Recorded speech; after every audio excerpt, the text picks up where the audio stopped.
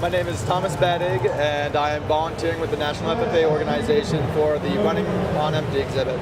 So, over on this wall is a breakdown of, in the United States, food insecurity as a whole.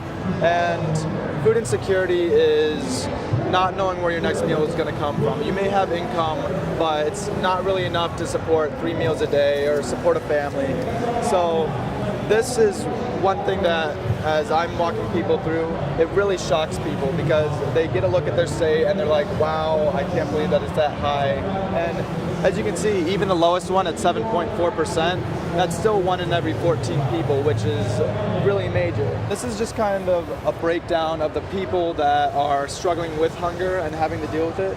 So who's affected the most? And it talks about mostly adults, but quite a few, or a good percentage, is children and seniors. And then over here, how many of those people are considered poor? 46.2 million, which that's almost the same number of people that are hungry. So what does that mean, food insecurity? Food insecurity? Yeah, so what is that mapping? So it's mapping about how many people don't know where their next meal is coming from. So a lot of times people think that people are food insecure. They don't have enough money to buy food because they don't have a job or they're not budgeting correctly. But say I make $1,256 a month. These are all the bills I have to pay. Why do you think I put food last? Often enough times it's because if I don't pay these, I'm going to lose my house. I'm going to get kicked out. If I don't pay my electricity, it's not going to turn on. If I don't have a car to drive to my job, I can't make money. If I don't pay my medical insurance, I'm definitely not going to be able to be healthy for my job.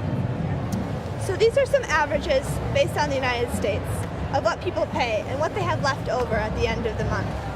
At the end of the month, this person only has $135. That's really not enough to buy food. So that's $4.50 per day. And if we think about 3 meals, that's really not enough. A lot of kids in school, when they're food insecure, they're hungry, and all they can think about is food. So whatever we're talking about, it reminds them of food. So a lot of times the lunch meal is the only meal of the day that we're going to get. The main example is that I know that when I get to lunch, I get hungry. I don't know about you, and I get to the teacher, I'm just like, oh my gosh, I just wish we could go to lunch now, please dismiss us. And that's how they are all day. And then over here is the healthy food versus junk food section. Many food insecure people will get the junk food because not only is it cheaper, but it also has a lot more for the small amount they have. So while you can get like 3 bananas, a family-sized bag of chips has a lot more. So it's more about the amount and quantity than the quality of the food. That's why we have the 2 phases of food insecurity. You have the bigger child because he's getting a lot of calories, but he's not getting any of the nutrients. And then this boy is, he's not getting any of the nutrients or the calories, so he's getting really tiny and his breast being stunted and things like that. Yes, the government is helping with the SNAP programs, which most people know as food stamps. So many, because the food stamps are so little, a lot of families receive only $150 per meal per person per meal. So you can only buy one of the items that are listed on the wall. So it's like 1 potato, 1 pound of grapes, 1 stick of beef jerky.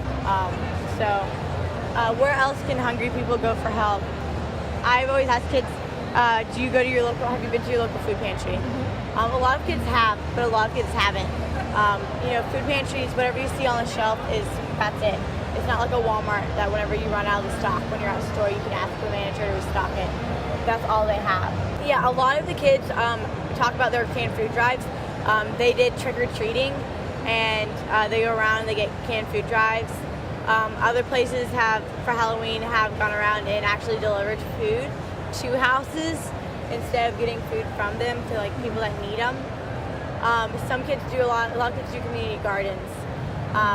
They get really excited about those. A lot of kids help out in the food pantry. They volunteer, community service hours, and just to be there. And they see a lot of people and get a lot of experience that way. Yes, I think that they're learning about a bunch of new ways to help fight food insecurity. I also think that it's kind of opening their eyes to the fact that there are chances for them to actually do things about this, because there's already places in the community that are fighting it and doing things for it.